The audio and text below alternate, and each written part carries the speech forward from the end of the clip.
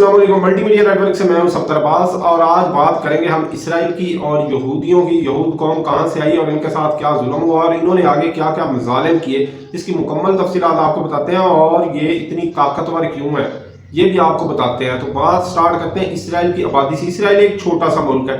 Israel दुनिया में इतना ताकतवर है इसलिए है क्योंकि इनकी बहुत बड़ी बड़ी कंपनी है।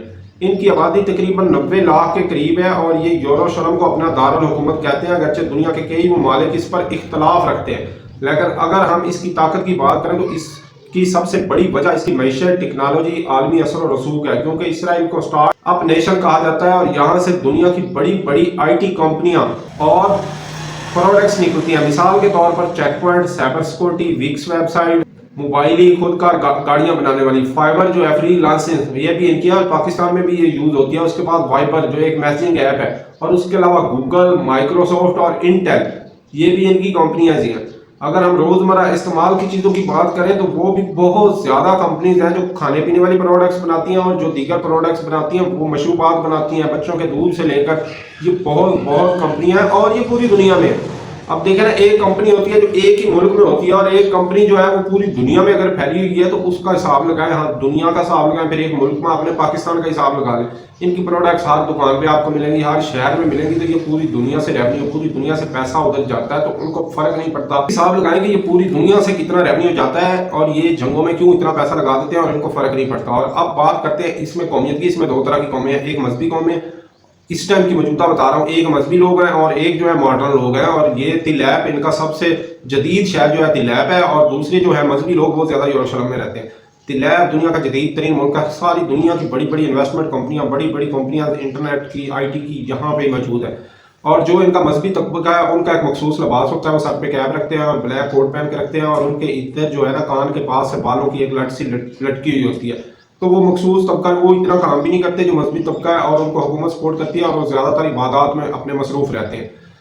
उसके बाद इनकी हिस्ट्री पे आ जाते हैं, यहूदियों की हिस्ट्री। दुनिया की तारीख में एक ऐसी कौम यहूदी है जिन पे जुल्म भी हुए, मजालिम भी हुए और इन्होंने भी किए और एक लंबी हिस्ट्री है।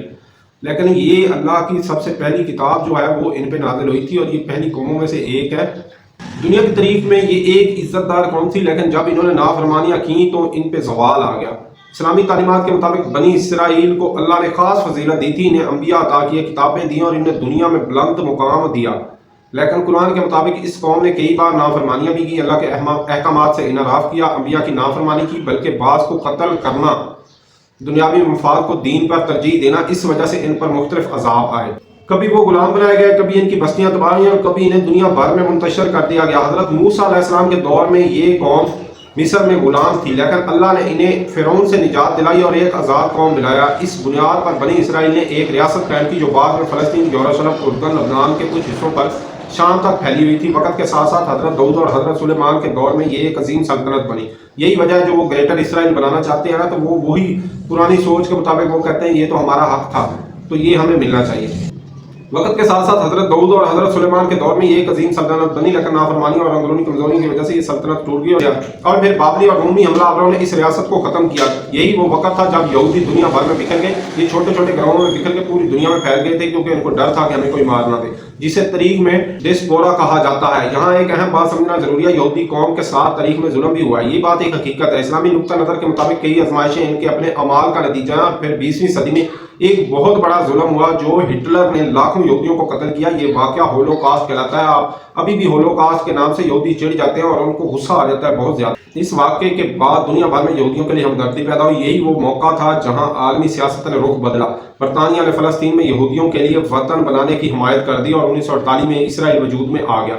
लेकिन इस जमीन पर पहले से फलस्तीनी आबाद थे। उसके बाद फलस्तीनियों के साथ वो कुछ हुआ जिसे आज दुनिया भर में देखा जा रहा है। लाखों फलस्तीनी बेघर हुए, कत्लेआम हुआ, बच्चों को मारा गया, औरतों को बेघर किया गया। इतना बड़ा जुल्म हुआ कि तारीख उसे याद रखेगी। इनकी जमीनें ले लेंगी और उस वक्त के साथ साथ इसराइल ने अपनी हदूद को मजीद बढ़ाया। जो बरतानिया ने उनको जगह दी थी ना थोड़ी सी, वो इसको एक्सटेंड करते गए, अपना जुल्म बढ़ाते गए, अपनी ताकत बढ़ाते गए, फलस्तीनियों के साथ मजालिम, उनका कत्लेआम करते गए और अपने आप को बढ़ाते गए। उसके बाद इन्होंने 1982 में लबनान पर हमला कर दिया जिसमें हजारों लोगों की जानें गई, हजारों लोग मुतासर हुए, वहां लोग बेकार हो गया और वहां बड़े अफसोसनाक वाकयात पेश हुए। इस मौजूदा सूरत हाल देखें तो फलस्तीन का मसला अभी हल नहीं हुआ। लबनान पे उन्होंने हमला कर दिया, दोबारा फिर लबनान के साथ जंग शुरू कर दी और ईरान के साथ भी एक जंग छेड़ ली है। یہ اصل میں گریٹر اسرائیلی اس ٹائم بنانا چاہتے ہیں اور پوری دنیا کو اپنے کنٹرول میں کرنا چاہتے ہیں۔ اسلام میں مختلف روایات اور مختلف احادیث میں بھی اس کا ذکر آیا ہے کہ یہ قوم دوبارہ سے فساد برپا کرے گی اور دجال کا جو وجود ہے وہ بھی ادھر سے ہی آئے گا۔ تو یہ ایک بڑی ہسٹوریکل اور مذہبی تنازع کھڑا ہو گیا۔ اس کی مین وجہ یروشلم ہے اور مسلمانوں کا قبلہ اول ہے جس پہ یہ قبضہ کرنا چاہتے ہیں اور یہ مسجد اقصیٰ کو گرانا چاہتے ہیں۔ یہ ان کے ناپاک ارادوں میں سے ایک ہے۔